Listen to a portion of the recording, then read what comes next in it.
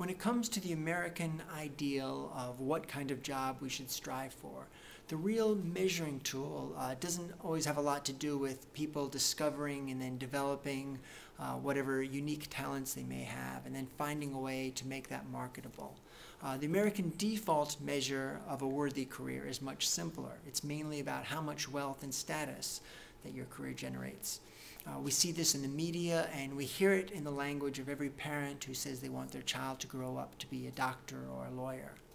I'm going to show an enlarged version of my book's chart of this default measure of success and happiness. But in order to see if the chart is centered or not, I'm going to have to walk around to the other side of the camcorder, so excuse me for a minute. All right, there you go. All right, so we see the measure of your career success depends on how much wealth and status it generates. And so you can see under wealth here, I have the measure of your wealth listed as your material displays, the size of your house, the type of vehicles you own, your luxury items, etc., luxury items that is. And under status, it's about getting the respect and admiration and envy from your family, friends, co-workers, acquaintances, and strangers. Plus, there's this built-in implication that all of this leads to happiness. So, by this measure, if you look at a CEO who's earning, say, $500 million a year, America just gives a thumbs up and says success. If the CEO happens to have an ulcer and his back is killing him and his wife is cheating on him and he barely knows his children because his life consumes his work, and he hardly has any genuine personal friendships, or maybe none at all, because everyone he knows wants something and is either a flatterer or maybe just a backstabber or both. But none of that really figures into the American definition of success. Because if you're making $500 million a year, the follow-up question of, but is that person happy? I mean, that's usually just thought of as a joke, because with $500 million a year, there's this assumption, of course that person's happy.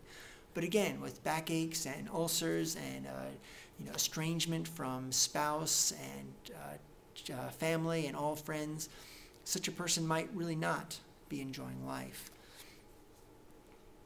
Just a side note here. Historically, this kind of guideline has been much more internalized by men than by women. That is, historically, men are much more likely to define themselves by their job title than women are.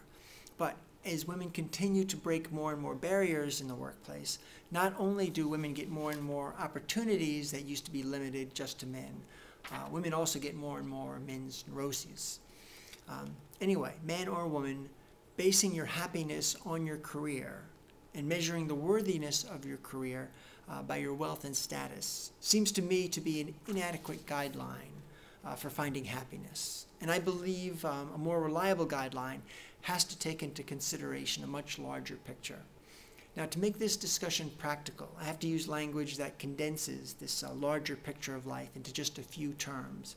So I'm going to borrow some of the language from Stephen Covey's The 7 Habits of Highly Effective People, in which Covey divides our lives into what he calls our 4 dimensions: our physical dimension, our social/emotional dimension, our mental dimension, and our spiritual dimension.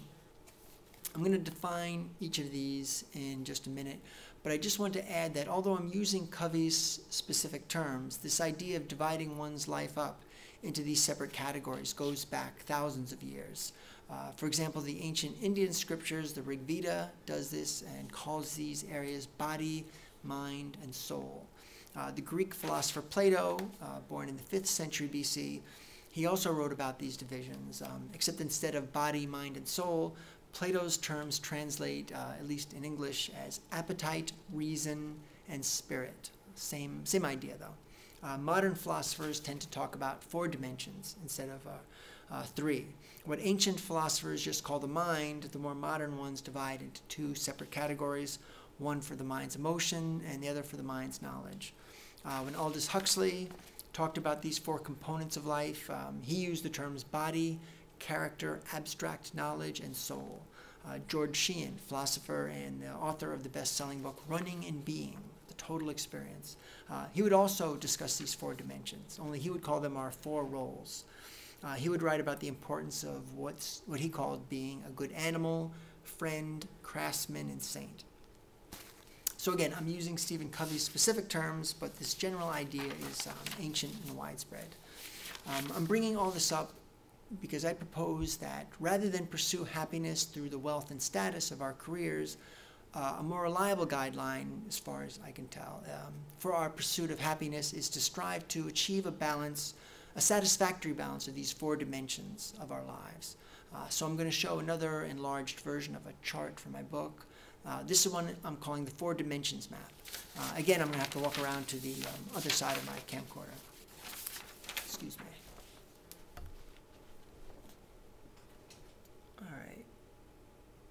So I'll hold it back here. All right, so I break up the physical dimension into 2 subsections. Move that here.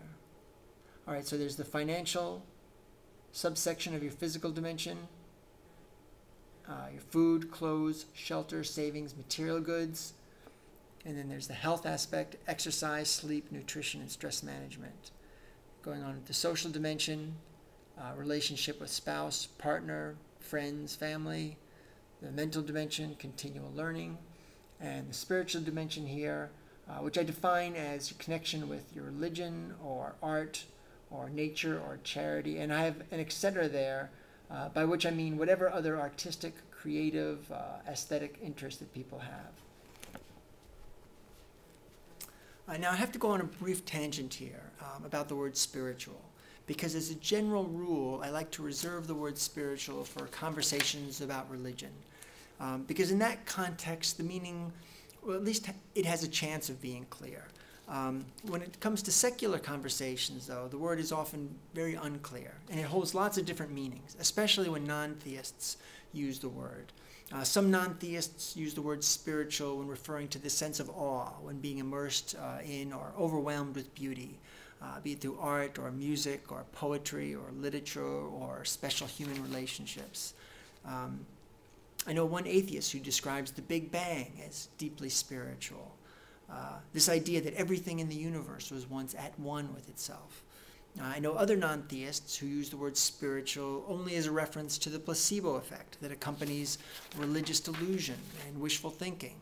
So, because the word means so many different things, when the context isn't specifically about religion, I'm going to admit it's not the ideal word to use.